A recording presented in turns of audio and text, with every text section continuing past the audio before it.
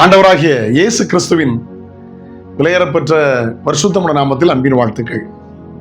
இந்த காலையில் உங்களை சந்திப்பதில் மகிழ்ச்சி அடைகிறது. நாள் உங்களுக்கு ஆசீர்வாதமாய் மாறட்டும். நம்முடைய தேவன் அன்புள்ளவர், நம்மையும் அன்பு கூற சொல்கிறார்.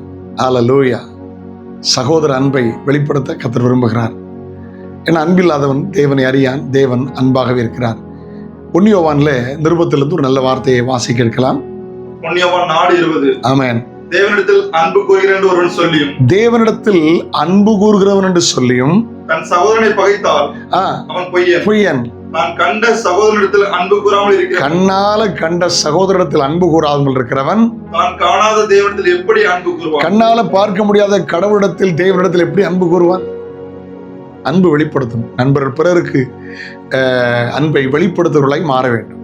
Price the Lord. Hallelujah. Amen. வேதம் அப்படிதான் சொல்ற, ஒருவரில் ஒருவர் ஊக்கமான அன்புள்ளவர்களாக இருங்கள். ஆங்கிலத்தில் deep love for one another என்று எழுதியிருக்கிறது. கர்த்தருக்கு ஸ்தோத்திரம். சித்தார்த்தன் என்ற இளைஞன் அரண்மனையில் வாழ்ந்தவன்.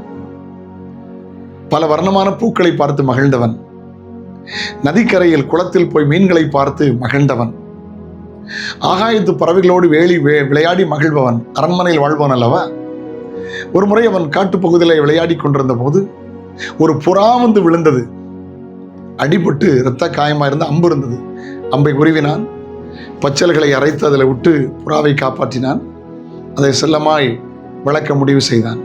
ஆனால் அதை வேட்டையாடிய வேடன் வந்து அந்த புறாவுக்காக உரிமை பாராட்டினான். நான் தான் வேட்டையாடினேன், எனக்கு வேண்டும் என்று. இவன் சொன்னான், நான் தான் காப்பாற்றினேன், அது எனக்கு வேண்டும் என்று. அந்த வழியாய் வந்த ஒரு பெரியவர், அவரிடத்துல பிரச்சனை போனது. கவனிங்க, அவர் யாருக்கு இது சொந்தம் என்று சொன்னார் தெரியுமா? அந்த காப்பாற்றின சின்னவனுக்கு தான் இந்த புறா சொந்தம் என்று சொன்னார். என்ன சொன்னார் தெரியுமா? அந்த வேடனை பார்த்து, உன்னால கொடுக்க முடியாத ஒரு உயிரை உன்னால எடுக்கிறதுக்கு உரிமை இல்லை, ஆகையினாலே கொல்ல நினைத்த உனக்கல்ல இந்த பறவை, உயிரோடு காப்பாற்றிய அந்த சிறுவனுக்கு தான் என்று சொன்னார். அவர் வேற யாரும் இல்லை, இந்தியாவில் புத்தகயாவில் வாழ்ந்த கௌதம புத்தர். அவர் தான் செல்லமா அசோகர் புத்தர் என்று அழைக்கப்பட்டார். கவனிங்க, முழு உலகத்தில் அவரால் புத்த மார்க்கமே வந்து விட்டது. என்னை கவனிக்க அன்போடு கேட்கிறேன். உலக மனுஷன் எவ்வளவு அன்பு பார்த்தீங்களா? ஒரு பறவையின் மேலே நம்ம அன்பு காட்டுறோமா? கண்ணுக்கு முன்னால் கஷ்டப்படுற ஜனங்களை பார்க்கும்போது, உறவினர்கள், நண்பர்கள், திருச்சபை மக்கள், அயலகத்தார் கண்களுக்கு முன்னால் கஷ்டப்படும் போது உங்கள் அன்பை வெளிப்படுத்துங்க. ஹல்லேலூயா. ஏன்னா அன்பு இல்லாட்டா தேவனை அறியான். தேவன் அன்பாக இருக்கிறார். Love is not God, God is love. அன்பு தெய்வம் அல்ல, தேவன் அன்பாக இருக்கிறார்.